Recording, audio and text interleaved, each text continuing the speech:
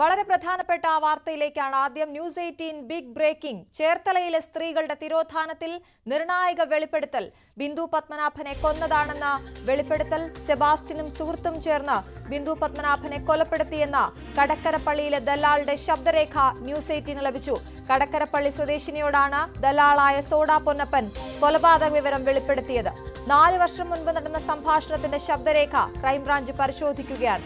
സംഭവത്തിൽ കടക്കരപ്പള്ളി സ്വദേശിനിയുടെ മൊഴി രേഖപ്പെടുത്തി.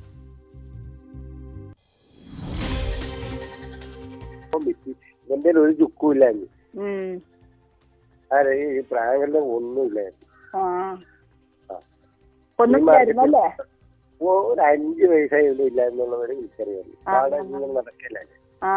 സെബാസ്റ്റ്യൻ ഇവനും കൂടിയാണ് വെച്ചത്. എന്നെ വിളിച്ചോണ്ട് ഞാൻ അവിടെ പോയി. പിറ്റേ ദിവസം രാവിലെ പ്രായങ്ങൾ വീട്ടിൽ വന്നു. കൊല്ലം പോയിട്ട് എന്ത് പറഞ്ഞു? ഞാൻ പറഞ്ഞു ഒന്നും പറയും, എന്നെ പറ്റി ഒന്നും പറയില്ലെന്ന്. ഞാൻ പറഞ്ഞു എനിക്ക് ആരെയും പറ്റി ഒന്നും പറഞ്ഞ കാര്യം. നിങ്ങൾ സ്ഥലമൊക്കെ രണ്ടുപേരും കൂടി സ്ഥലവും പറ്റി ആ പെണ്ണിനെയും കൊണ്ട് കൊന്നു. ഇത് എനിക്കറിയാവുന്നതാ. ഇത് ഞങ്ങളോട് പറഞ്ഞു.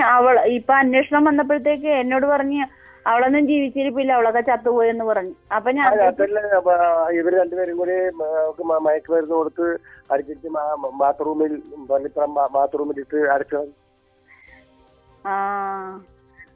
ഉണ്ടായില്ല. പിന്നെ നമ്മളതിന്റെ അതങ്ങനെ തല്ലി പോയി. അവിടെ ആങ്ങള രാമേന്ദ്രൻ അവൻ വന്നാണ് പ്രശ്നം ഉണ്ടാക്കിയത്. ഈ പേപ്പറിലൂടെ അറിഞ്ഞപ്പോ ഞാൻ പറഞ്ഞു നിങ്ങൾ അറിയുക ഇങ്ങനെ ഈ മാടക്കെ അപ്പറയാണെന്ന് പറയണ. ഞാൻ ആ വീടെന്ന് പറയാൻ ഭയങ്കര വലിയ വീടായിരുന്നു. അവള് ഭയങ്കര മോശക്കാരിയാണ്, ആവാസക്കാരിയാണ്, കൊള്ളിയില്ലാത്തവളായിരുന്നു. അത് നല്ല ഡീസന്റ് പെണ്ണായിരുന്നു. അതേസമയം ദല്ലാൾ സോഡ പൊന്നപ്പൻ വിവരങ്ങൾ പങ്കുവച്ച ശശികല ഇക്കാര്യം സ്ഥിരീകരിക്കുകയും ചെയ്യുന്നു.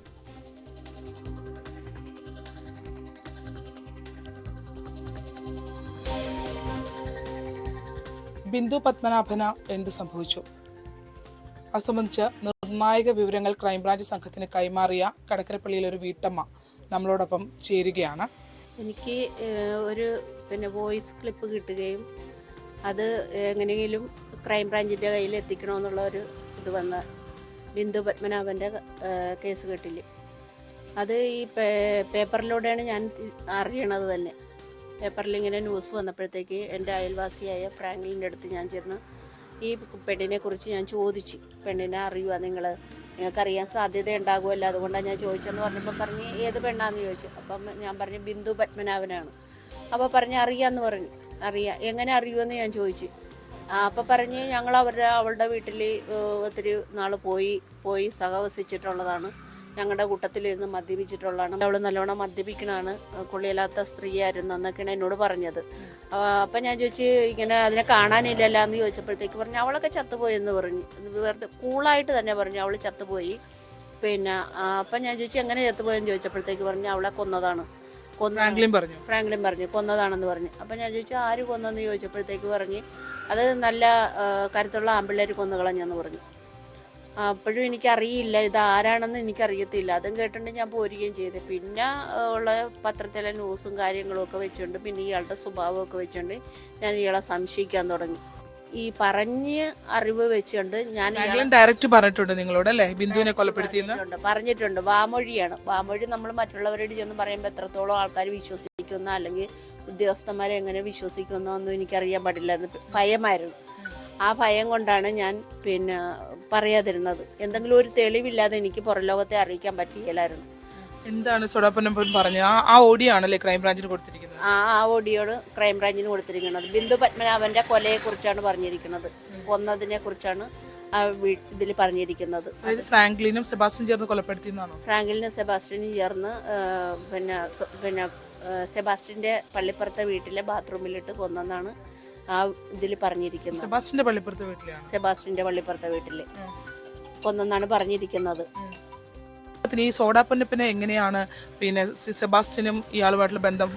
ഒരു വർഷങ്ങൾക്ക് മുമ്പേ ഇവരെല്ലാം റിയൽ എസ്റ്റേറ്റുകാരാണ്. ഞാൻ ആ ഓഡിയോ കേട്ടപ്പോൾ എനിക്ക് മനസ്സിലായത് സോഡാപ്പൊന്നപ്പൻ പറയുന്നുണ്ട് പിന്നെ ബിന്ദു പത്മനാഭനെ കൊണ്ട് പരിചയപ്പെടുത്തി കൊടുത്തത് ഈ സെബാസ്റ്റ്യനെയും ഫ്രാങ്ക്ലിനെയും പരിചയപ്പെടുത്തി കൊടുത്തത് താനാണെന്ന് അദ്ദേഹം പറയുന്നുണ്ടല്ലോ. പറയുന്നുണ്ട്. അയാൾക്ക് എല്ലാ കാര്യങ്ങളും അറിയാം.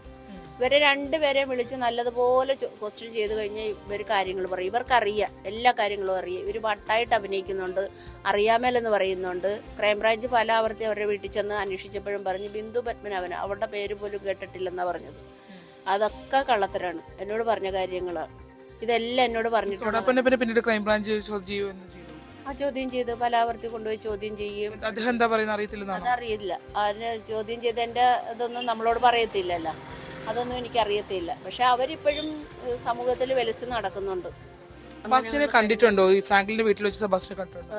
ഫ്രാങ്ക്ലിൻ എന്നോട് പറഞ്ഞത് സെബാസ്റ്റ്യൻ പല ആവർത്തി അവിടെ വരാറുണ്ടായിരുന്നു. സെബാസ്റ്റ്യന്റെ വീട്ടിലും ഇയാൾ പോകാറുണ്ടായിരുന്നു. പള്ളിപ്പുറത്താണ് വീട്, പോകാറുണ്ടായിരുന്നു എന്ന് പറഞ്ഞു. ഒരൊറ്റ പ്രാവശ്യം ഞാൻ സെബാസ്റ്റ്യനെ അവിടെ നിൽക്കുന്നതായിട്ട് കണ്ടിട്ടുള്ളൂ. എപ്പോഴായിരുന്നത് അത്? എനിക്ക് വർഷം ഓർമ്മയില്ല. അയാൾ അവിടെ താമസം ആയതിനു ശേഷമാണ്, ഈ ബിന്ദുവിന്റെ മിസ്സിങ്ങിന് ശേഷമാണ് സെബാസ്റ്റ്യൻ അവിടെ നിന്നത്. പക്ഷെ അന്നേരം എനിക്ക് അറിയത്തില്ല സെബാസ്റ്റ്യനാണ് ആ നിൽക്കണമെന്ന് എനിക്കറിയത്തില്ല. അയാൾ പോയതിന് ശേഷം ഞാൻ ചോദിച്ചാൽ അത് ആരാ വന്നത്, അയാൾ വന്നിട്ട് പുറത്ത് തന്നെ നിൽക്കണമല്ല, എന്തേ അകത്ത് കയറ്റാൻ ഞാൻ ചോദിച്ചപ്പോഴത്തേക്ക് പറഞ്ഞു അത് മട്ടാഞ്ചേരിയിലുള്ള സ്ഥലത്തിൻ്റെ ബ്രോക്കറാണെന്ന് പറഞ്ഞു. പിന്നെ ഞാനത് വിടുകയും ചെയ്ത്. ഇയാൾക്ക് മട്ടാഞ്ചേരിയിലൊക്കെ കുറേ ബന്ധങ്ങളുണ്ടെന്ന് എപ്പോഴും ഇരുന്ന് പറയും. പിന്നെ പോലീസുകാരൊക്കെ ആയിട്ട് ഇയാൾക്ക് ഒത്തിരി ബന്ധങ്ങളുണ്ടെന്ന് പറയും. അപ്പം അത് കാരണം നമ്മളത് വിട്ട്. പക്ഷെ പിന്നീടാണ് എനിക്ക് മനസ്സിലായത് ഇയാൾ ഭയങ്കര ഒരു ക്രൂരനാണ് എന്ന് മനസ്സിലായി. അപ്പം ഞാൻ എൻ്റെ വീട്ടിൽ വന്ന് എൻ്റെ ഹസ്ബൻഡിനോട് പറയുകയും ചെയ്ത് അയാളുമായിട്ട് യാതൊരു ബന്ധവും വേണ്ട കേട്ടോ, അയാൾ കൊല്ലാൻ വരെ മടിക്കില്ലാത്ത ആളാണ്. നിങ്ങളെ പേടിപ്പിക്കാൻ വേണ്ടിയാണല്ലേ ആ പൂച്ചയെ, അയാൾ വളർത്തുന്ന പൂച്ചയെ കൊന്ന് നിങ്ങളെ മുന്നിൽ കാണിച്ചത്? പൂച്ചയെ കൊന്നു. പൂച്ചേനെ ഇരുമ്പ് വടി കൊണ്ട് തലക്കിട്ടടിച്ചിട്ട് പൂച്ച എന്ന് വെച്ചാൽ ഇങ്ങനെ വട്ടം കറങ്ങി നടക്കണം.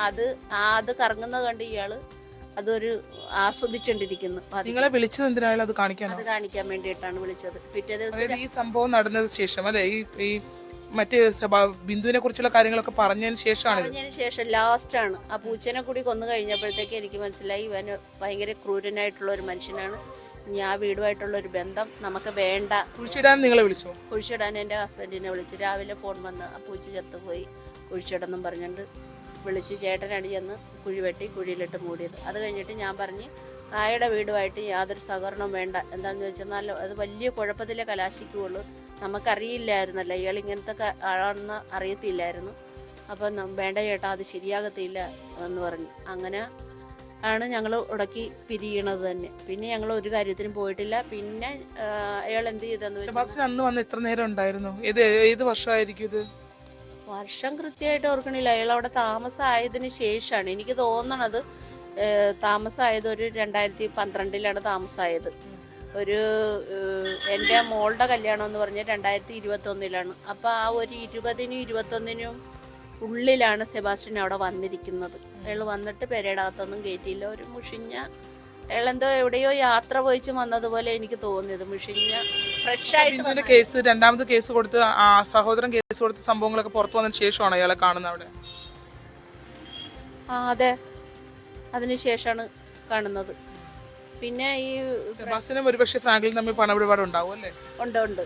അവരുമായിട്ട് ഇങ്ങനെ ഞങ്ങൾ സംസാരത്തിൽ നിന്ന് മനസ്സിലായത് സെബാസ്റ്റ്യൻ്റെ വീട്ടിൽ ഫ്രാങ്ക്ലിൻ പോകാറുണ്ടായിരുന്നെന്നും ഇവിടെ ഒരു 3-4 പ്രാവശ്യമെങ്കിലും വന്നിട്ടുണ്ടെന്നുള്ളതാണ് എന്നോട് പറഞ്ഞത്. ഇവിടെ വരാറുണ്ട്, ഇടക്കിടക്കൊക്കെ ഇവിടെ വരാറുണ്ട് എന്ന് എന്നോട് പറഞ്ഞത്. സംസാരത്തിൻ്റെ ഇടക്ക് പറഞ്ഞതാണ്. ഈ പൊന്നപ്പൻ പറഞ്ഞ സോഡാപ്പൊന്നപ്പൻ പറഞ്ഞൊരു വേറൊരു പ്രധാനപ്പെട്ട കാര്യമുണ്ടല്ലോ, അതായത് ഈ പ്രോപ്പർട്ടി വിറ്റു, പ്രോപ്പർട്ടി അവർ ബിന്ദുവിനെ ചതിച്ച് വിറ്റു, മയക്കുമരുന്ന് കൊടുത്ത് കൊലപ്പെടുത്തി എന്നല്ലേ പറഞ്ഞു?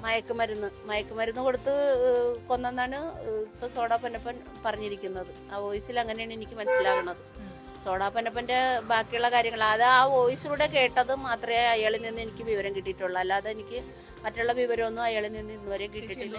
അന്വേഷണ സംഘത്തിലേക്ക് എത്തിക്കാനുള്ള ഒരു കാര്യം അത് അന്നേരം മുതൽ എനിക്ക് എന്താണെന്ന് അറിയാൻ പാടില്ല. ഈ പെണ്ണിൻ്റെ ഒരു ആത്മാവിൽ നിന്ന് പറയണതാണ് എന്താണെന്നൊന്നും എനിക്ക് അറിയത്തില്ലായിരുന്നു. എനിക്ക് പിന്നെ ഇത് കേട്ട് കഴിഞ്ഞിട്ടൊന്നും എനിക്ക് ഉറക്കമില്ലാത്ത രാത്രികളായിരുന്നു. ഞാനിത് ആരെടുത്ത് എത്തിക്കും, എങ്ങനെ എത്തിക്കും എന്നുള്ളതിനെ പറ്റി ചിന്തിച്ച് വന്നപ്പോഴാണ് എൻ്റെ ബ്രദർ വഴി ഞാനിത് കൊടുക്കുന്നത് തന്നെ. പോലീസിലായിരുന്നു അന്നേരം വർക്ക് ചെയ്തത്. പുള്ളിക്കാരനാണ് ക്രൈംബ്രാഞ്ചിന് കൊടുത്തത്. അവിടുന്ന് ഇതിൻ്റെ മൊഴിയും കാര്യങ്ങളും എടുക്കാൻ അന്വേഷണത്തിനൊക്കെ വന്നിട്ടുണ്ടായിരുന്നു. ഇവർ പല ആവർത്തി കൊണ്ടുപോയി അന്വേഷിച്ചെന്നൊക്കെ പറയുന്നു. അന്വേഷിച്ചിട്ടുണ്ടാകും. പക്ഷേ എങ്ങും എത്താതെ നിന്നുകൊണ്ട് ഇത് പുറം ലോകം അറിയണമല്ലോ എന്ന് കരുതിയിട്ടാണ് ഞാനിത് വെളിപ്പെടുത്തുന്നത്. അതാണ് അവർ പറയുന്നത്. അതായത് വളരെ പ്രധാനപ്പെട്ട കാര്യമാണ്. ഇങ്ങനൊരു വിവരം അറിഞ്ഞതിന് ശേഷം ഉറങ്ങാൻ പോലും കഴിയാത്തൊരു സാഹചര്യം ഉണ്ടായിരുന്നു. അങ്ങനെയാണ് സഹോദരനായ പോലീസിൽ ജോലി ചെയ്യുന്ന ആൾക്ക് ഇക്കാര്യങ്ങൾ ഈ വിവരങ്ങൾ പങ്കുവെക്കുകയും ഈ വോയിസ് ക്ലിപ്പ് ഈ സോഡാപ്പനപ്പനുമായി സംസാരിക്കുന്ന വോയിസ് ക്ലിപ്പ് നൽകുകയും ചെയ്തു എന്നുള്ളതാണ് അവർ വ്യക്തമാക്കുന്നത്. എന്തായാലും അന്വേഷണ സംഘത്തിനും ഇത് കൈമാറിയിട്ടുണ്ട്. അന്വേഷണ സംഘവും വിശദാംശങ്ങൾ തേടുകയാണ്. വളരെ നിർണായകമായ, അതായത് ബിന്ദു പത്മനാഭൻ എന്ന തിരോധാന കേസുമായി ബന്ധപ്പെട്ട സെബാസ്റ്റ്യൻ എന്നൊരു വ്യക്തി മാത്രമല്ല, ഒന്നിലധികം ആളുകൾ ഉണ്ട് എന്നുള്ള നിർണായകമായ ഒരു വെളിപ്പെടുത്തലാണ് ഇപ്പോൾ ഈ കടക്കരപ്പള്ളി സ്വദേശിനിയുടെ ഭാഗത്ത് നിന്ന് ഉണ്ടായിട്ടുള്ളത്. ചേർത്തലയിൽ നിന്നും ശരണ്യ സ്നേഹജൻ, ന്യൂസ് 18. ശരണ്യ തന്നെ കൂടുതൽ വിവരങ്ങളുമായി ചേരുകയാണ്. ശരണ്യ, ഇതുവരെയും നമ്മൾ പറഞ്ഞ ബിന്ദു പത്മനാഭൻ തിരോധാന കേസ് എന്നായിരുന്നു, അത് ഒരു കൊലപാതക കേസ് എന്ന രീതിയിലേക്ക് തന്നെയാണ് ഇപ്പോൾ ഈ ശബ്ദ രേഖ പുറത്തുവിടുമ്പോൾ നമുക്ക് അതിലേക്ക് തന്നെയാണ് കാര്യങ്ങൾ നീങ്ങുന്നത് എന്നുള്ളതാണ് മനസ്സിലാകുന്നത്.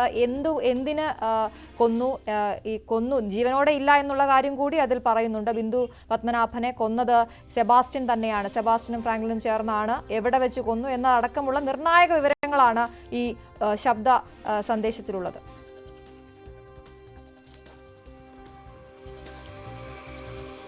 അശ്വതി, ഇതിൽ ബിന്ദുവിന്റെ സഹോദരൻ പ്രവീൺ പറഞ്ഞ വാക്ക്, അതായത് കഴിഞ്ഞ ദിവസം പ്രവീൺ അന്വേഷണ സംഘത്തിന് മുന്നിൽ ഹാജരായ ഘട്ടത്തിൽ പ്രവീൺ നമ്മളോട് പറഞ്ഞൊരു കാര്യമുണ്ട്. അതായത് താൻ തന്റെ സഹോദരിയെ കാണാതില്ല എന്ന് പറഞ്ഞ വെറും ഒരു വരിയിൽ ഒതുക്കിയ പരാതിയല്ല നൽകിയത്, മറിച്ച് 3 ഏക്കറോളം വരുന്ന ഞങ്ങളുടെ കോടിക്കണക്കിന് രൂപ വില വരുന്ന സ്വത്തുക്കൾ ഉൾപ്പെടെ അന്യാധീനപ്പെടുന്ന രീതിയിൽ ഇവർ കൈവശമാക്കി, അതായത് വ്യാജരേഖകൾ ഉണ്ടാക്കി കൈവശമാക്കി എന്നതുൾപ്പെടെയുള്ള വിവരങ്ങൾ, അതിൽ ആരൊക്കെ പങ്കെടുത്തു എന്നുള്ള നിർണായക തെളിവുകൾ ഉൾപ്പെടെയുള്ള കാര്യങ്ങൾ വെച്ചാണ്, ഡോക്യുമെന്റുകൾ ഉൾപ്പെടെ വെച്ചായിരുന്നു പ്രവീൺ പരാതി നൽകിയത്. പക്ഷേ ആ പരാതി കാര്യമായി അന്വേഷിക്കപ്പെട്ടില്ല. അതായത് ഒരു സ്ത്രീയെ ഇല്ലാതാക്കിയിട്ടുണ്ട് എന്ന് വ്യക്തമായ സൂചന പ്രവീണിന്റെ ആ പരാതിയിൽ ഉണ്ടായിരുന്നു എന്നുള്ളതാണ്. പക്ഷേ അത് ഒരു തിരോധാന കേസും അതിനപ്പുറത്തേക്ക് ഈ വ്യാജരേഖകൾ ഉണ്ടാക്കി സ്വത്ത് തട്ടിയെടുത്ത കേസിൽ ആ ഫോർജറി കേസുകളുമായി ആ കേസ് മാറി എന്നുള്ളതായിരുന്നു ശ്രദ്ധേയം.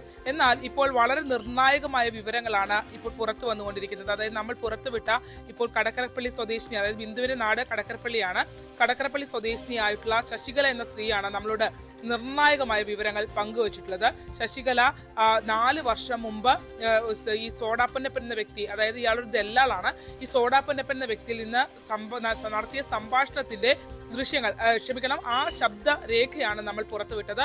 അത് തന്നെ ക്രൈംബ്രാഞ്ച് സംഘത്തിന് ഇവർ കൈമാറുകയും ചെയ്തിട്ടുണ്ട് എന്നുള്ളതാണ്, നേരത്തെ തന്നെ കൈമാറിയിട്ടുണ്ട് എന്നുള്ളതാണ് യാഥാർത്ഥ്യം. അതായത് ഈ ഫ്രാങ്ക്ലിൻ എന്ന ഇവരുടെ അയൽവാസി, അതായത് ഒരേ കോമ്പൗണ്ടിൽ തൊട്ടടുത്തടുത്ത് താമസിക്കുന്ന വീടുകളാണ് ഫ്രാങ്ക്ലിന്റെയും ശശികലയുടെയും. ഫ്രാങ്കിൽ നിന്നാണ് ആദ്യമായി ബിന്ദു പത്മനാഭൻ കൊല്ലപ്പെട്ടു എന്നുള്ള വിവരം താൻ കേൾക്കുന്നത് എന്നുള്ളതാണ് അവർ വ്യക്തമാക്കുന്നത്. അതായത് ബിന്ദുവുമായി ബന്ധപ്പെട്ട വാർത്ത വന്ന സമയത്ത്, അതായത് 2017 പരാതി നൽകുന്നത്, ആ ഘട്ടത്തിൽ വലിയ വാർത്തയായിട്ടുണ്ടായിരുന്നു. ആ വാർത്ത വന്ന സമയത്ത് ഈ ബിന്ദുവിന്റെ തിരോധാനത്തെ കുറിച്ച് അറിയുമോ എന്നതിനെ സംബന്ധിച്ച്, അതായത് ബിന്ദു ഈ പ്രദേശത്തുള്ളതാണ്, കടക്കരപ്പള്ളിയിൽ തന്നെയാണ് എന്നുള്ളതിനെ സംബന്ധിച്ചൊക്കെ സംഭാഷണം, ഇവർ തമ്മിലുള്ള സംഭാഷണം, അയൽവാസികളാണ്, ഇവർ തമ്മിലുള്ള സംഭാഷണം നടക്കുന്നതിനിടയിലാണ് ഫ്രാങ്കിൽ ഈ കാര്യം വെളിപ്പെടുന്നത്. അതായത് അടുത്ത സൗഹൃദം ഈ 2 കുടുംബങ്ങൾ തമ്മിൽ ഉണ്ടായിരുന്നു എന്നുള്ളതാണ്. അവൾ ജീവനോടെ ഇല്ല എന്നുള്ളതാണ്, അവളൊക്കെ കൊന്നു കുഴിച്ചുമൂടപ്പെട്ടു എന്നുള്ള രീതിയിലാണ് ഫ്രാങ്കിൽ അന്ന് മറുപടി പറഞ്ഞത് എന്നുള്ളതാണ്. എങ്ങനെ സംഭവിച്ചപ്പോൾ കരുത്തുള്ള ആണുങ്ങൾ വന്ന് കൊന്നിട്ട് പോയി എന്നുള്ള മറുപടി നൽകുകയും ചെയ്തു. മാത്രമല്ല ബിന്ദുവിനെ കുറിച്ച് വളരെ മോശമായി ഇയാൾ അന്ന് പറയുകയും ചെയ്തു എന്നുള്ളതാണ്. അതായത് മദ്യപിക്കും, മാത്രമല്ല നമ്മളുടെ കൂടെ ഇരുന്നവരെ മദ്യപിച്ചിരുന്ന ആളാണ് എന്ന് അടക്കമുള്ള വിശദാംശങ്ങൾ ഇയാൾ പങ്കുവെക്കുകയും ചെയ്തു എന്നുള്ളതാണ്. അതിനുശേഷം, അതായത് ഇയാളെ സ്ഥിരമായി മദ്യപിക്കുന്ന ആളാണ് ഫ്രാങ്കിൽ എന്നാണ് ശശികല പറയുന്നത്. അങ്ങനെ ഉള്ള ഇയാളിൽ നിന്ന് പിന്നീട്, അതായത് ഈ വിവരം ഇവരോട് സംസാരിച്ചതിന് ശേഷം ഇയാളുടെ പ്രവർത്തികൾ മുഴുവൻ സംശയാസ്പദമായിരുന്നു എന്നുള്ളതാണ്. അതായത് വീട്ടിൽ അരുമയായി അയാൾ വളർത്തുന്ന ഒരു പൂച്ചയുണ്ട്. ആ പൂച്ചയുടെ തലയ്ക്ക് ഇരുമ്പ് വടി കൊണ്ട് അടിച്ച ശേഷം ഇയാൾ പിറ്റേ ദിവസം ഈ തൊട്ടടുത്ത ഉള്ള വീട്ടിലുള്ള ഇവരെ വിളിച്ചിട്ട് ഈ പൂച്ചയെ അടിച്ചു എന്ന് ഇയാൾ പറയുവാണ്. അപ്പൊ ഈ പൂച്ച വേദന കൊണ്ട് പിടയുന്നത് കണ്ട് ഇവർ തിരിച്ചു പോന്നു എന്നുള്ളതാണ് ശശികല പറഞ്ഞത്. അപ്പൊ തന്നെ ഈ ഭയം തോന്നിയിരുന്നു. കാരണം ഇയാൾ ഇങ്ങനെ പെരുമാറുന്നത് എന്തുകൊണ്ടാണ്, അതായത് ഇവരെ ഭയപ്പെടുത്താനുള്ള ഒരു നീക്കം ഇയാളുടെ ഭാഗത്ത് നിന്ന് ഉണ്ടാകുന്നു എന്നുള്ളതാണ്. പിറ്റേ ദിവസം ഈ പൂച്ച ചത്തു എന്ന് പറഞ്ഞ് ശശികലയുടെ ഭർത്താവിനെ വിളിക്കുകയാണ്, കുഴിച്ചിടണമെന്ന് പറഞ്ഞ് ആവശ്യപ്പെട്ട് ഇയാൾ വിളിക്കുകയാണ്. അന്ന് തന്നെ ഇയാളുമായി ബന്ധപ്പെട്ട് ഇവിടെ ഈ സ്ഥലത്ത് തന്നെ താമസിക്കാൻ താല്പര്യമില്ലെന്നുള്ള മാനസിക നിലയിലേക്ക് തങ്ങൾക്ക് ഭയമാണ് ഫ്രാങ്കിലിനെ കുറിച്ച് തോന്നിയത് എന്നുള്ളതാണ് ശശികല വ്യക്തമാക്കിയത്. അതിനുശേഷമാണ് ശശികല ഈ വിഷയത്തെക്കുറിച്ച് അന്വേഷിച്ചു തുടങ്ങുന്നതും. പത്രത്തിൽ വന്ന ഫോട്ടോ കണ്ടപ്പോഴാണ് സെബാസ്റ്റ്യൻ, അവിടെ ആ വീട്ടിൽ വന്ന ആൾ സെബാസ്റ്റ്യനാണ്, ഫ്രാങ്കിലിന്റെ വീട്ടിൽ വന്ന ആൾ സെബാസ്റ്റ്യനാണെന്ന് ഇവർ തിരിച്ചറിയുകയും ചെയ്തതെന്നുള്ളതാണ്. ഈ 2017 കേസുമായി ബന്ധപ്പെട്ട് നടക്കുന്ന ഈ വിവാദങ്ങൾ കൊടുമ്പിരി കൊള്ളുന്ന സമയത്താണ് സെബാസ്റ്റ്യൻ ആ വീട്ടിലെത്തിയത്, ഫ്രാങ്കിലിന്റെ വീട്ടിലെത്തിയത് എന്ന് ആണ് ഇവർ പറയുന്നത്.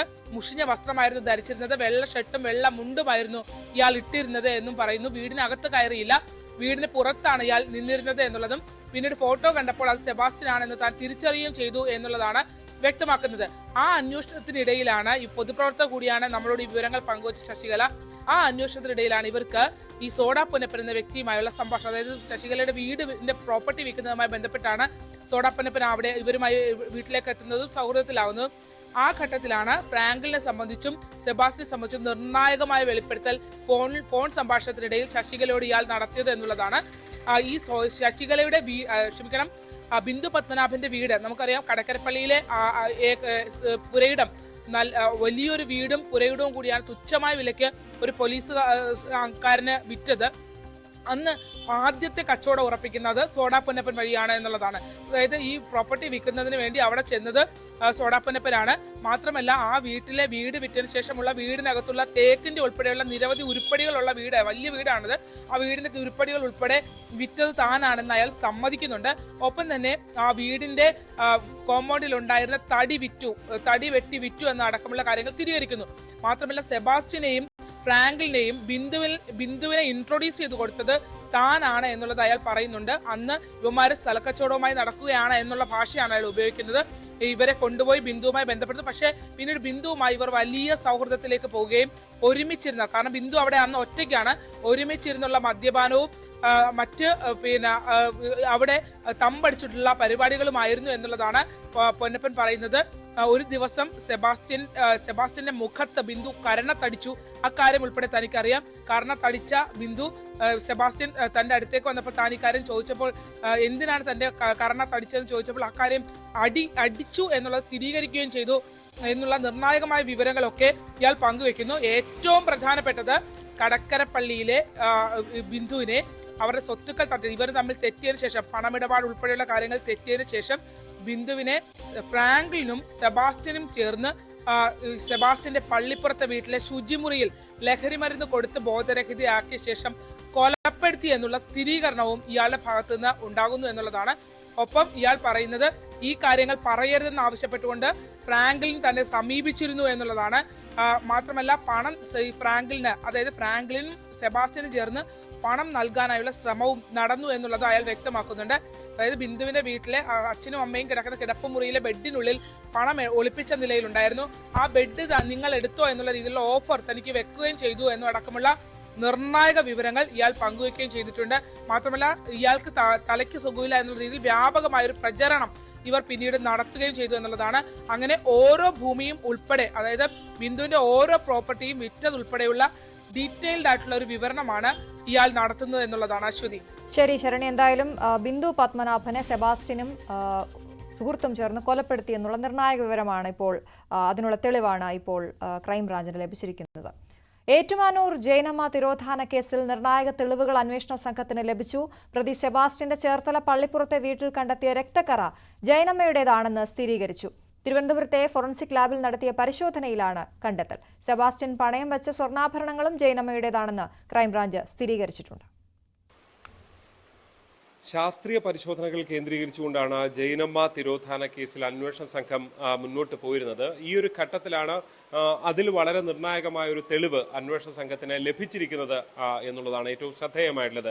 അതായത് പള്ളിപ്പുറത്തെ വീട്ടിൽ കണ്ട രക്തക്കറ അത് ജൈനമ്മയുടെ തന്നെയാണ് എന്ന് DNA പരിശോധനാ ഫലത്തിൽ വ്യക്തമായിരിക്കുന്നു. DNA പരിശോധനയിൽ ഇപ്പോൾ ലഭിച്ചിരിക്കുന്നത് ഈ രക്തക്കറയുമായി ബന്ധപ്പെട്ട വിവരങ്ങൾ മാത്രമാണ്.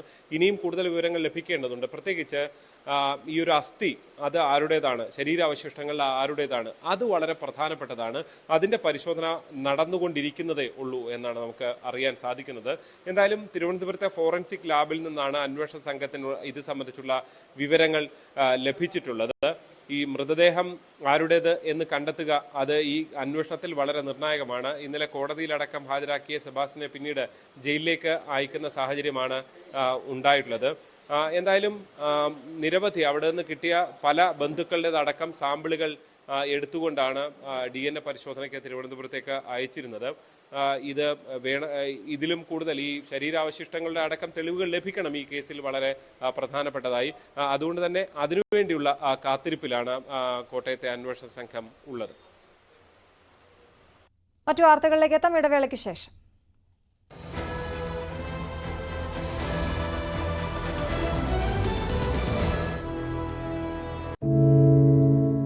എന്തു പറ്റി നമ്മുടെ നാടിന് എന്ന് ചോദിച്ചു പോകുന്ന കാര്യങ്ങളാണ് ഇപ്പോൾ സംഭവിക്കുന്നത്. എന്തൊക്കെയാണ് നമ്മുടെ യുവതലമുറ തെരുവുകളിൽ കാട്ടിക്കൂട്ടുന്നത്? കൊല്ലാൻ പോലും മടികാട്ടാത്ത ഇവർ സ്വബോധത്താൽ ഇങ്ങനെയൊന്നും ചെയ്യില്ല. നാടിന്റെ അഭിമാനമായി വളരേണ്ട യുവത്വത്തെ ഇങ്ങനെ പോകാൻ അനുവദിച്ചുകൂടാ. നമ്മൾ ഓരോരുത്തരും മാതാപിതാക്കൾ കൂടിയാണ്. നേർവഴിക്ക് നടത്താൻ, തെറ്റുകൾ പറഞ്ഞു മനസ്സിലാക്കാൻ നമുക്ക് കഴിയണം. ഇപ്പോഴത്തെ അക്രമ സംഭവങ്ങളിൽ 99% ലഹരിയുടെ, പ്രത്യേകിച്ച് ഗുരുതരമായ ആരോഗ്യ പ്രശ്നങ്ങളിലേക്ക് കൊണ്ടുവന്നെത്തിക്കുന്ന ഡ്രഗ്സിന്റെ ഉപയോഗമുണ്ടെന്ന് മനസ്സിലാക്കിയിട്ടുണ്ട്. ഇത് നിസ്സാരമല്ല. കണ്ടില്ലെന്ന് നടിക്കാൻ ആർക്കുമാവില്ല. ജീവിതം ഒട്ടേറെ ബാക്കിയുണ്ടെന്ന് യുവതലമുറ മനസ്സിലാക്കണം. സ്നേഹിക്കാൻ, സർഗാത്മകത, ലഹരിയുടെ സഹായമില്ലാതെ വളർത്താൻ അവർക്ക് കഴിയണം. നിയമത്തിന്റെ ശക്തി അവരെ ബോധ്യപ്പെടുത്തണം. Say no to drugs, a big yes to life.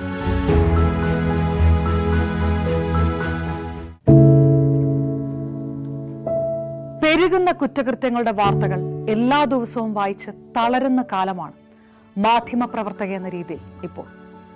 അതിൽ മിക്കതിലും കാരണം ലഹരിയാണെന്നും പ്രതികളാകുന്നതും ഇരകളാകുന്നതും പുതിയ തലമുറയിലെ കുട്ടികളാണെന്ന് കൂടി പറയേണ്ടി വരുമ്പോൾ രക്ഷാകർത്താവ് എന്ന നിലയിൽ സമാധാനം പോലും കെട്ടുപോകുന്ന സമയമാണ്. ആരെയാണ് തിരുത്തുക? ആരെയാണ് നന്നാക്കുക? ഈ പുതിയ തലമുറയാണോ അതോ അവർക്ക് മാതൃകയാകേണ്ട നമ്മളെ തന്നെയാണോ? 4ാമത്തെ പെഗ്ഗിൽ ഐസ് ക്യൂബ് വീഴുമ്പോൾ ഞാൻ എവിടെ എത്തുമെന്ന് പറയുന്ന നായകനെ വേണ്ട എന്ന് പറയാൻ ഒരിക്കലും നമുക്ക് കഴിഞ്ഞിട്ടില്ല. എല്ലാ പ്രതിസന്ധികളിൽ നിന്നും എഴുന്നേറ്റ് വരാൻ ലഹരി ഒപ്പം വേണമെന്നും വിഷമത്തിലും സന്തോഷത്തിലുമെല്ലാം ലഹരി കൂടെ ഉണ്ടാകണം എന്ന് പറഞ്ഞ തലമുറയാണ് നമ്മുടേത്. ലഹരിക്ക് കുടുംബ സദസ്സുകളിൽ ഉണ്ടായിരുന്ന ടാബു പോലും തുടച്ചു കളഞ്ഞ തലമുറയാണ് നമ്മുടേത്. അച്ഛനും അമ്മ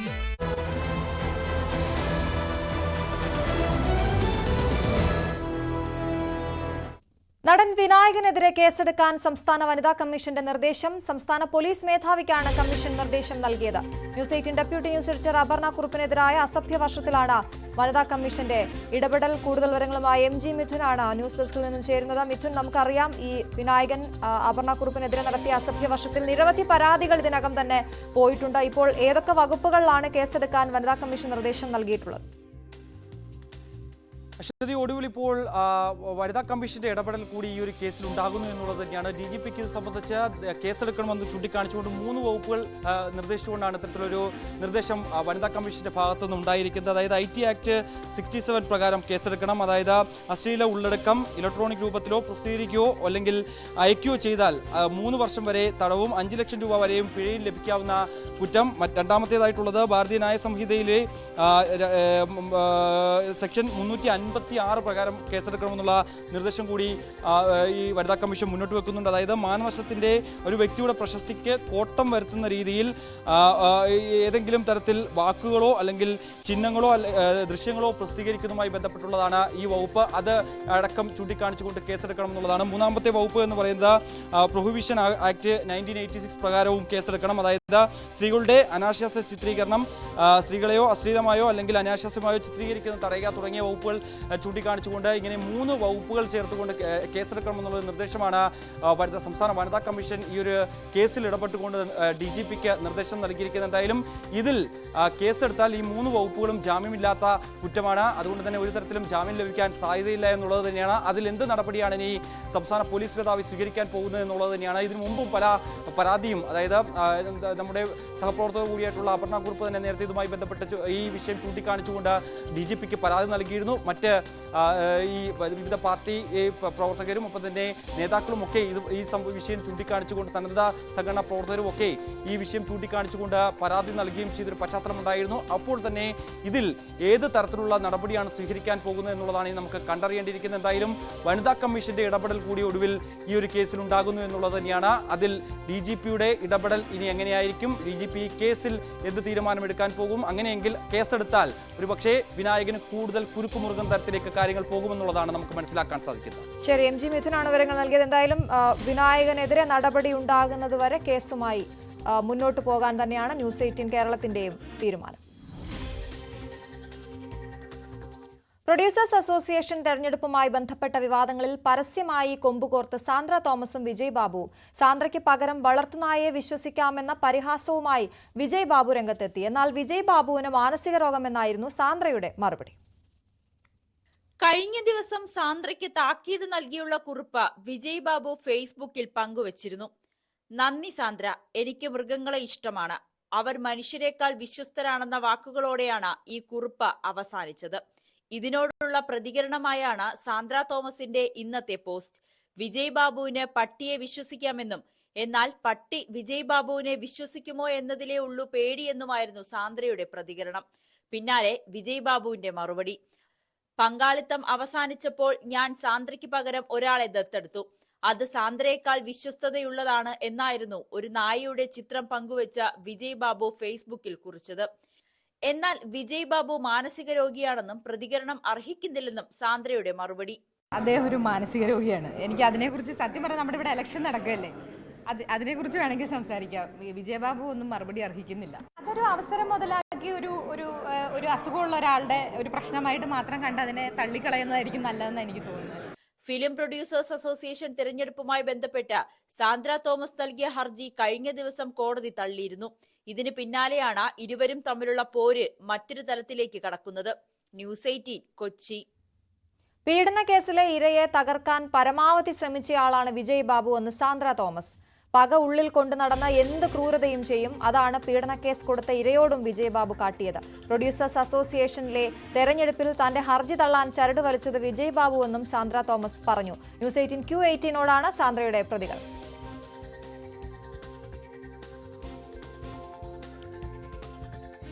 പുറകത്തുമ്പോ വാഴ വെട്ടണ പോലത്തെ ഒരു പോസ്റ്റാണ് വിജയ് ബാബുവിന്റെ ഭാഗത്തുണ്ടായത്.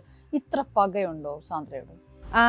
ഇതിനു മുമ്പ് അദ്ദേഹത്തിനെതിരെ ഒരു കേസ് വന്ന സമയത്തും അന്ന് തന്നെ ഇതേപോലെ തന്നെ ഇരയെ ആക്രമിക്കുക, ഇല്ലാണ്ടാക്കുക എന്നുള്ളൊരു ഉദ്ദേശത്തോടു കൂടി അന്ന് രാത്രി തന്നെ ഫേസ്ബുക്ക് ലൈവ് വന്ന ഇരയുടെ പേര് വിളിച്ചു പറയുകയും ദ്രോഹിക്കാൻ ശ്രമിക്കുകയും ഒക്കെ ചെയ്യുന്ന ഒരാളെ അവസാനിപ്പിക്കുക എന്നുള്ളതാണ് പുള്ളിയുടെ ഉദ്ദേശം. പുള്ളി അത് ഈ എന്താ പറയുക, ചില ക്ലാസ്സിലൊക്കെ അതായത് എനിക്ക് ഇത് വന്ന് ഈ പോസ്റ്റ് ഇട്ട സമയത്ത് ആ കുട്ടി എനിക്ക് മെസ്സേജ് അയച്ചു, ചേച്ചി ഇത് കണ്ടോ എന്ന് ചോദിച്ചിട്ട് എനിക്ക് മെസ്സേജ് അയച്ചു.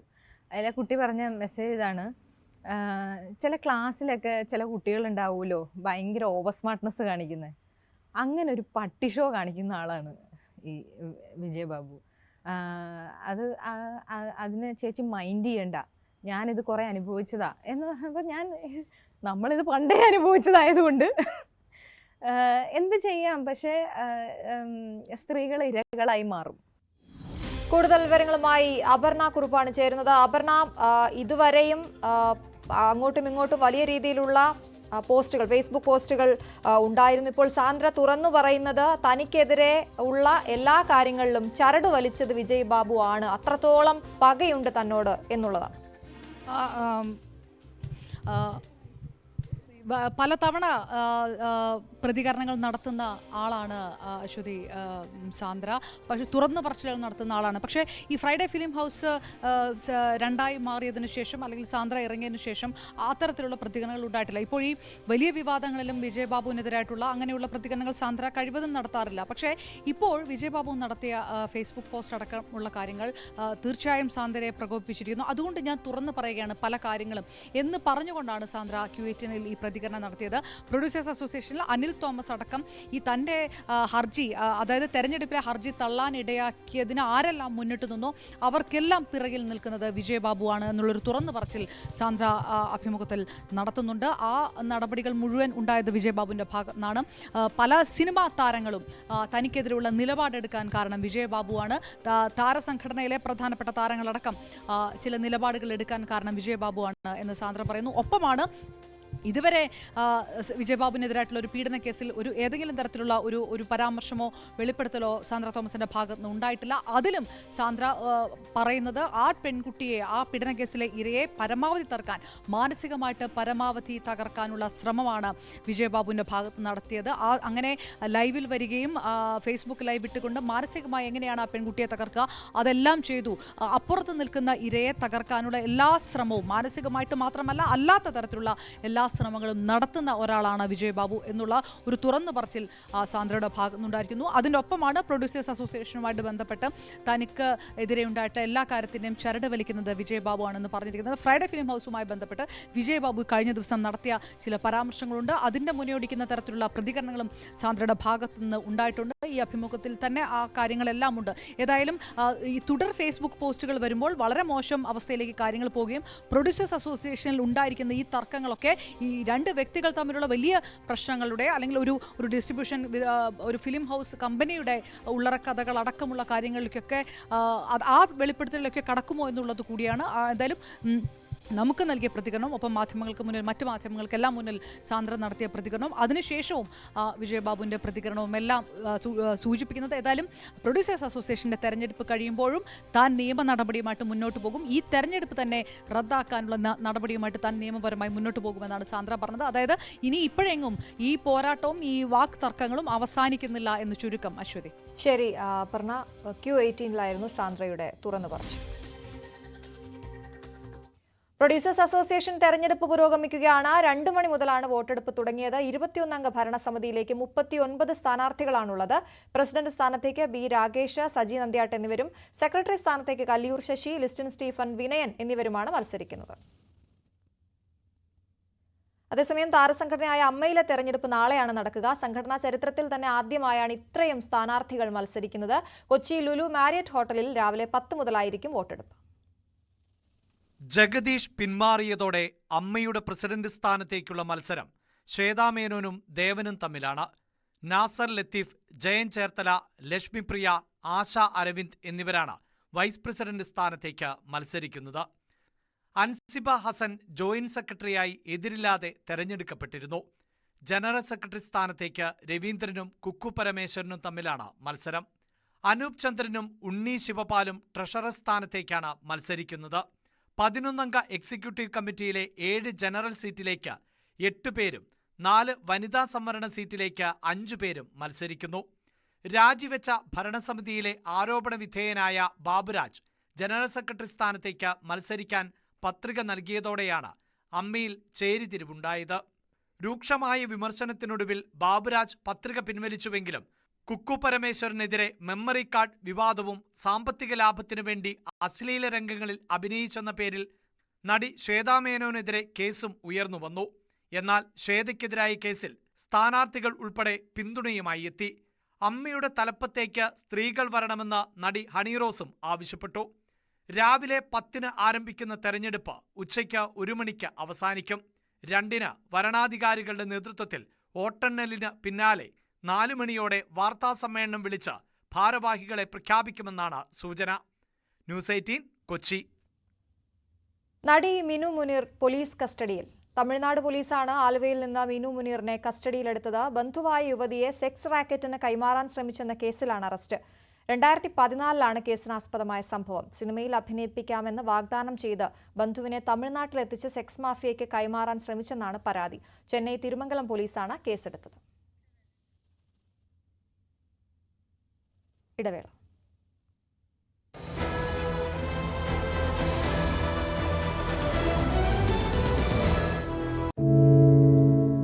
എന്തുപറ്റി നമ്മുടെ നാടിന് എന്ന് ചോദിച്ചു പോകുന്ന കാര്യങ്ങളാണ് ഇപ്പോൾ സംഭവിക്കുന്നത്.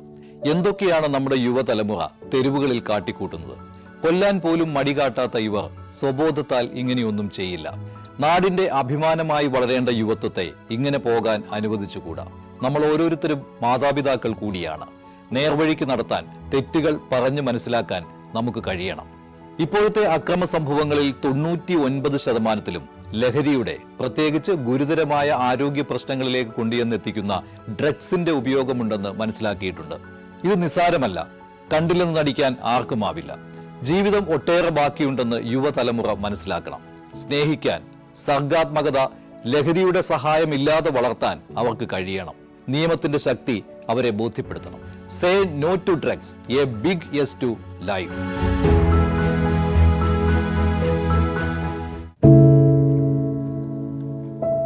പെരുകുന്ന കുറ്റകൃത്യങ്ങളുടെ വാർത്തകൾ എല്ലാ ദിവസവും വായിച്ച് തളരുന്ന കാലമാണ് മാധ്യമപ്രവർത്തക എന്ന രീതിയിൽ ഇപ്പോൾ.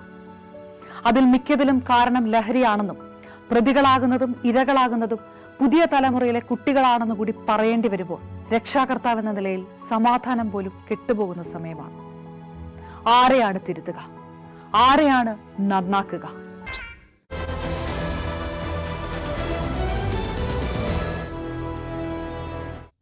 വിവാദമായി വിഭജന ഭീതി ദിനം.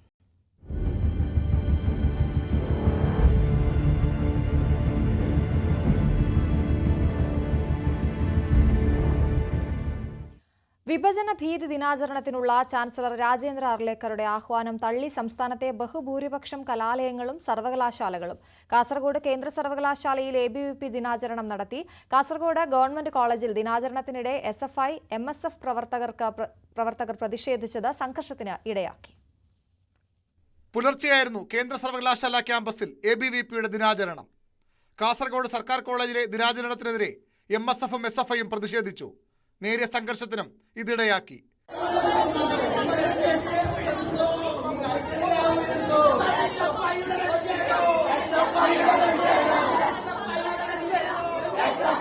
ABVPക്ക് സ്വാധീനമുള്ള തിരുവനന്തപുരം ധനുവച്ചപുരം കോളേജ് ക്യാമ്പസിന് പുറത്തായിരുന്നു ദിനാചരണ പരിപാടി. ക്യാമ്പസിന്റെ പ്രതിഷേധം അറിയുക എന്നുള്ളതാണ് പറഞ്ഞത്. അത് സ്ഥിരമായിട്ടും ക്യാമ്പസ് ഈ യൂണിറ്റ് ഇവിടെ ABVP യൂണിറ്റ് എല്ലാ പരിപാടികളും സംഘടിപ്പിക്കുന്നത് ക്യാമ്പസിന്റെ ഗേറ്റിന്റെ തൊട്ട് ഫ്രണ്ടിലാണ്. നിങ്ങൾ എല്ലാ സാഹചര്യത്തിലും എവിടെയും എല്ലായിടത്തും പോയിട്ട് സമരമരങ്ങൾ കാണുന്ന പോലെ ഇതാണ് VTMന്റെ സമര പോരാട്ട ഭൂമി എന്ന് വേണമെങ്കിൽ നിങ്ങൾക്ക് പറയാം. ഇവിടെ നിന്നാണ് സമരങ്ങൾ തുടങ്ങുന്നത്, ഇവിടെ തന്നെയാണ് നമ്മൾ സമരങ്ങൾ അവസാനിപ്പിക്കുന്നത്. സ്വാഭാവികമായിട്ടും ഇങ്ങനൊരു സാധനം വരുന്ന സമയത്ത് മാനേജ്മെന്റ് വരെ നമ്മൾ ഇതിന്റെ കാര്യത്തിൽ ബന്ധപ്പെട്ടിട്ടോ കാര്യങ്ങളൊന്നുമില്ല. ബന്ധപ്പെട്ടാൽ മാത്രമേ നമുക്ക് അതൊക്കെ നടത്താൻ പറ്റുള്ളൂ. ബന്ധപ്പെട്ടാണെങ്കിൽ യൂണിറ്റ് നേതൃത്വം നൽകിക്കൊണ്ട് യൂണിറ്റാണ് ഇവിടെ പരിപാടി സംഘടിപ്പിക്കാൻ തീരുമാനിച്ചത്. യൂണിറ്റ് നേതൃത്വത്തിലാണ് പരിപാടി സംഘടിപ്പിക്കുന്നത്. വർഗീയത പരത്താനുള്ള ശ്രമങ്ങളുടെ ഭാഗമായുള്ള ദിനാചരണം തടയുമെന്ന് SFIയും KSUവും മുന്നറിയിപ്പ് നൽകിയിരുന്നു. സംസ്ഥാന സർക്കാരും പ്രതിപക്ഷവും ഒരുപോലെ ഗവർണർക്കെതിരെ രൂക്ഷമായ വിമർശനം ഉയർത്തി. 2021 പ്രധാനമന്ത്രി നരേന്ദ്രമോദിയാണ് ഓഗസ്റ്റ് 14 വിഭജന ഭീതി ദിനമായി ആചരിക്കാൻ ആഹ്വാനം നൽകിയത്.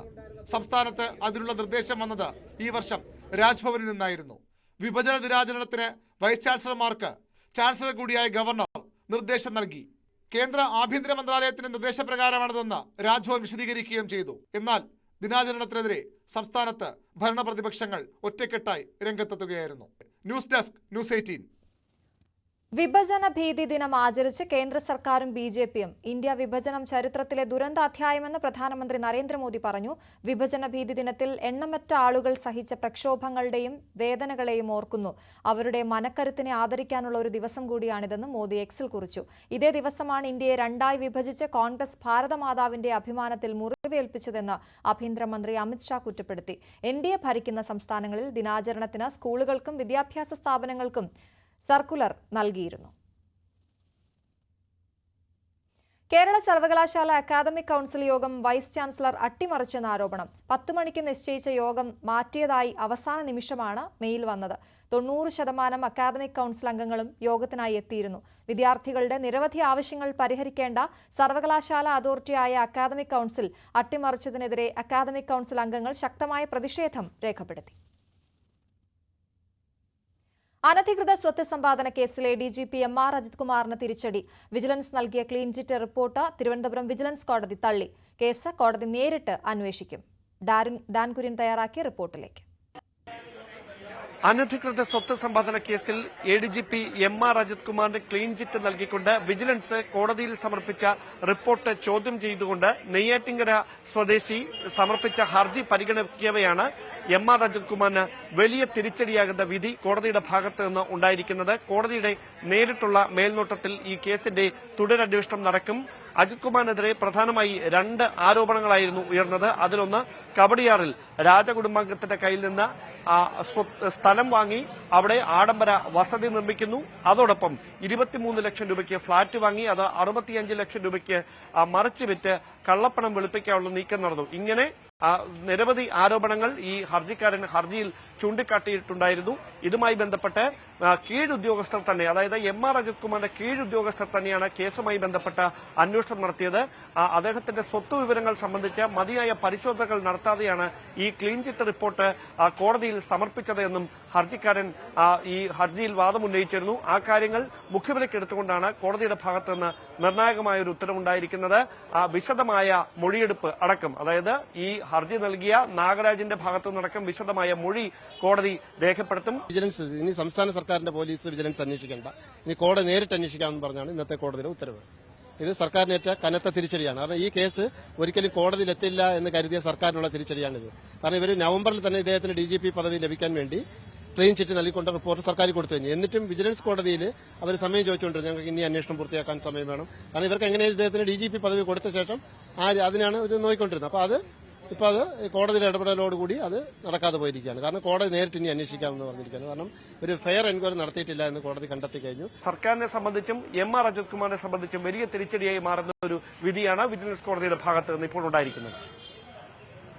അനധികൃത സ്വത്ത് സമ്പാദനത്തിൽ ADGP MR അജിത് കുമാറിന് ക്ലീൻ ചിറ്റ് നൽകിയത് തള്ളിയ കോടതി നടപടി ജനാധിപത്യ വിശ്വാസികൾക്ക് പ്രതീക്ഷ നൽകുന്നതെന്ന് PV അൻവർ.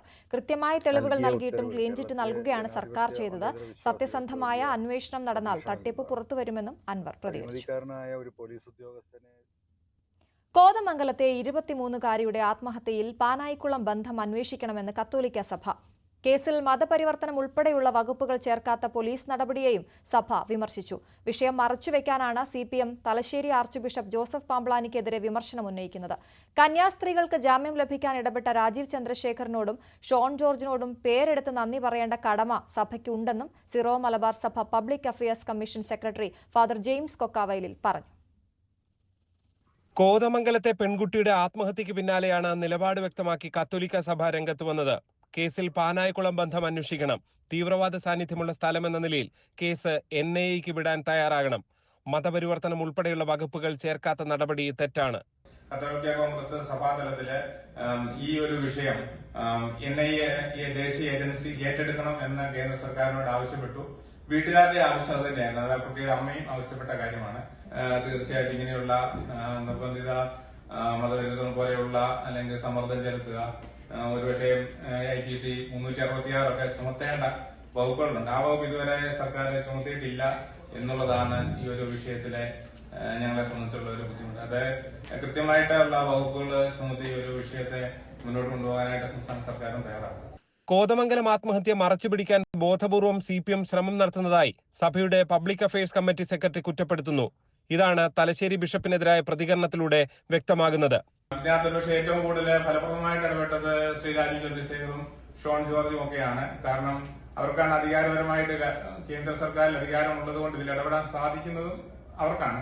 അപ്പൊ അങ്ങനെ ഒരു ഇടപെടലുകളൊക്കെ വളരെ ശക്തമായിട്ടും ആത്മാർത്ഥമായിട്ടുള്ള ഇടപെടലുകൾ ഉണ്ടായപ്പോൾ തീർച്ചയായിട്ടും നന്ദി പറയേണ്ട ഒരു ചുമതല സഭയ്ക്കുണ്ട്. അതിന്റെ ഭാഗമായിട്ട് പാമ്പാനി പിതാവ് എല്ലാവർക്കും പൊതുവായിട്ടൊരു നന്ദി പറഞ്ഞു. തലശ്ശേരി ബിഷപ്പ് BJP നേതാക്കളുടെ പേരെടുത്ത് പറഞ്ഞത് അവരുടെ ഇടപെടൽ ഉണ്ടായതുകൊണ്ടാണ്. BJPക്ക് മാത്രമല്ല എല്ലാവർക്കും ബിഷപ്പ് നന്ദി പറഞ്ഞിട്ടുണ്ട്. കേക്കുമായി വീണ്ടും BJP നേതാക്കൾ എത്തുന്നതിനെ സഭ തള്ളിക്കളയുന്നില്ല. എല്ലാവരുമായി സഹകരിച്ചു പോകുന്ന രീതിയാണ് സഭയ്ക്കുള്ളതെന്നും അദ്ദേഹം വ്യക്തമാക്കി. G. ശ്രീജിത്ത്, News 18 കോട്ടയം. ബീഹാറിലെ തീവ്ര വോട്ടർ പട്ടിക പരിഷ്കരണത്തിൽ നിർണായക ഉത്തരവുമായി സുപ്രീം കോടതി. പട്ടികയിൽ നിന്ന് ഒഴിവാക്കപ്പെട്ട 65 ലക്ഷത്തോളം ആളുകളുടെ പേര് ഒഴിവാക്കപ്പെടാനുണ്ടായ കാരണസഹിതം വെബ്സൈറ്റിൽ പ്രസിദ്ധീകരിക്കണമെന്ന് തെരഞ്ഞെടുപ്പ് കമ്മീഷനോട് കോടതി ആവശ്യപ്പെട്ടു. പട്ടികയിൽ നിന്ന് ഒഴിവാക്കപ്പെട്ട വോട്ടർമാർക്ക് ആധാർ കാർഡ് ഉപയോഗിച്ച് പരാതി നൽകാമെന്നും സുപ്രീം കോടതി ഉത്തരവിട്ടിട്ടുണ്ട്. ആധാർ രേഖയായി പരിഗണിക്കാനാവില്ലെന്നായിരുന്നു തെരഞ്ഞെടുപ്പ് കമ്മീഷന്റെ നിലപാട്. ജമ്മു കാശ്മീരിന്റെ സംസ്ഥാന പദവി പുനഃസ്ഥാപിക്കാനുള്ള ഹർജികളിൽ 8 ആഴ്ചയ്ക്കുള്ളിൽ മറുപടി നൽകണമെന്ന് കേന്ദ്രത്തോട് സുപ്രീംകോടതി. സംസ്ഥാന പദവി നൽകുന്നത് പരിശോധിക്കുമ്പോൾ നിലവിലെ സാഹചര്യവും കണക്കിലെടുക്കണം. പഹൽഗാമിൽ സംഭവിച്ചതും അതേ തുടർന്ന് രാജ്യസുരക്ഷയിലുണ്ടായ പ്രത്യാഘാതം അവഗണിക്കാനാകില്ലെന്നും കോടതി ചൂണ്ടിക്കാട്ടി. ചീഫ് ജസ്റ്റിസ് VR ഗവായിയുടെ അധ്യക്ഷതയിലുള്ള ബെഞ്ചിന്റേതാണ് നിർദ്ദേശം. തെരഞ്ഞെടുപ്പിന് ശേഷം സംസ്ഥാന പദവി തിരികെ നൽകുമെന്ന ഉറപ്പ് കേന്ദ്ര സർക്കാർ നൽകിയിട്ടുണ്ടെന്ന് സർക്കാരിന് വേണ്ടി ഹാജരായ സോളിസിറ്റർ ജനറൽ തുഷാർ മേത്ത കോടതിയെ അറിയിച്ചു. ജമ്മുകാശ്മീരിലെ മേഘവിസ്ഫോടനത്തിൽ മരണസംഖ്യ ഉയരുന്നു. 28 പേർ മരിച്ചതായാണ് വിവരം. 50-ലധികം പേർക്ക് പരിക്കേൽക്കുകയും ചെയ്തിട്ടുണ്ട്. കശ്മീരിലെ കിഷ്ത്വാർ ജില്ലയിലെ ചോസതിയിലാണ് സംഭവം. ഉച്ച കഴിഞ്ഞുണ്ടായ മേഘവിസ്ഫോടനത്തെ തുടർന്ന് മിന്നൽ പ്രളയമുണ്ടാവുകയായിരുന്നു. രക്ഷാപ്രവർത്തനം പുരോഗമിക്കുകയാണ്. കിഷ്ത്വാറിലെ മച്ചയിൽ മാതാ തീർത്ഥാടന കേന്ദ്രത്തിലേക്കുള്ള പാത ആരംഭിക്കുന്നിടത്താണ് മേഘവിസ്ഫോടനവും പെട്ടെന്നുള്ള വെള്ളപ്പൊക്കവും ഉണ്ടായത്. രേണുക സ്വാമി കൊലപാതക കേസിൽ പ്രതിയായ കന്നഡ നടൻ ദർശന്റെ ജാമ്യം സുപ്രീംകോടതി റദ്ദാക്കി. കർണാടക സർക്കാരിന്റെ അപ്പീലിലാണ് സുപ്രീംകോടതി നടപടി. നടി പവിത്ര ഗൌഡയുടെയും മറ്റ് പ്രതികളുടെയും ജാമ്യവും കോടതി റദ്ദാക്കിയിട്ടുണ്ട്. രേണുക സ്വാമിയെ കൊലപ്പെടുത്തിയ കേസിൽ രണ്ടാം പ്രതിയാണ് ദർശൻ. 2024 ജൂൺ 9 ബംഗളൂരുവിലെ സോമനഹള്ളിയിൽ ഒരു പാലത്തിന്റെ താഴെ അഴുക്കുചാലിൽ നിന്നും രേണുക സ്വാമിയുടെ മൃതദേഹം ലഭിച്ചത്.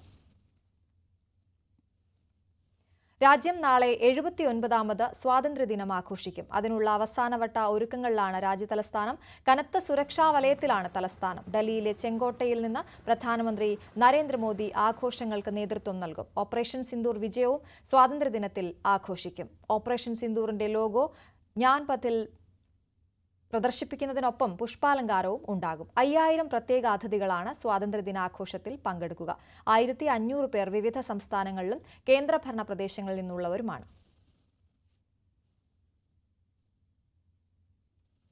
SP അജിത് വിജയൻ ഉൾപ്പെടെ 11 മലയാളികൾക്ക് രാഷ്ട്രപതിയുടെ പോലീസ് മെഡൽ. വിശിഷ്ട സേവനത്തിനുള്ള മെഡലിനാണ് SP അജിത് വിജയൻ അർഹനായത്. സ്തുത്യർഹ സേവനത്തിനുള്ള മെഡൽ 10 പേർക്കാണ്. SP-മാരായ Shyamkumar, Vasudevan Pillai, Ramesh Kumar, ACP P Balakrishnan Nair, assistant command Pravi EV, DYSP U Preman എന്നിവർക്കാണ് മെഡൽ.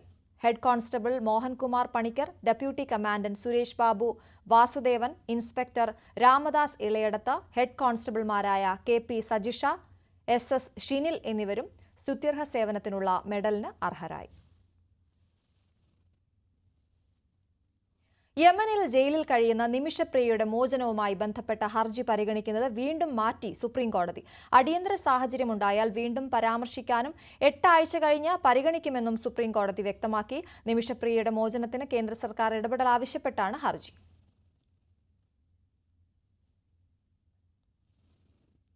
ധർമ്മസ്ഥലയിൽ പുതിയ പോയിന്റിൽ പ്രത്യേക അന്വേഷണ സംഘത്തിന്റെ പരിശോധന. ആരോപണ വിധേയനായ വ്യക്തിയുടെ കന്യാടിയിലെ തോട്ടത്തിലാണ് പരിശോധന നടക്കുന്നത്. സാക്ഷി ചൂണ്ടിക്കാട്ടിയ ഈ പ്രദേശത്തെ 14ാം പോയിന്റായി അടയാളപ്പെടുത്തി.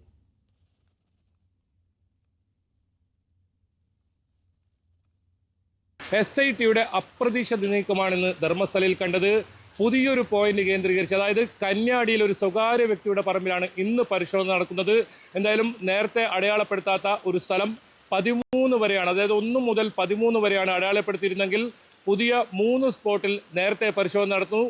അതിന് പുറമെ മറ്റൊരു പുതിയ സ്പോട്ട് 14 എന്ന് അടയാളപ്പെടുത്തിയ കന്യാടിയിലെ സ്വകാര്യ വ്യക്തിയുടെ പറമ്പിലാണ് ഇപ്പോൾ പരിശോധന നടത്തുന്നത്. JCB ഉപയോഗിച്ച് കുഴിച്ചാണ് പരിശോധന. എന്തായാലും സാക്ഷി ഒരു പുതിയ സ്ഥലം ചൂണ്ടിക്കാട്ടിയിരിക്കുന്നു. ആ സ്ഥലത്ത് ഇത്തരത്തിൽ മൃതദേഹമുണ്ടെന്നാണ് സാക്ഷിയുടെ വെളിപ്പെടുത്തൽ.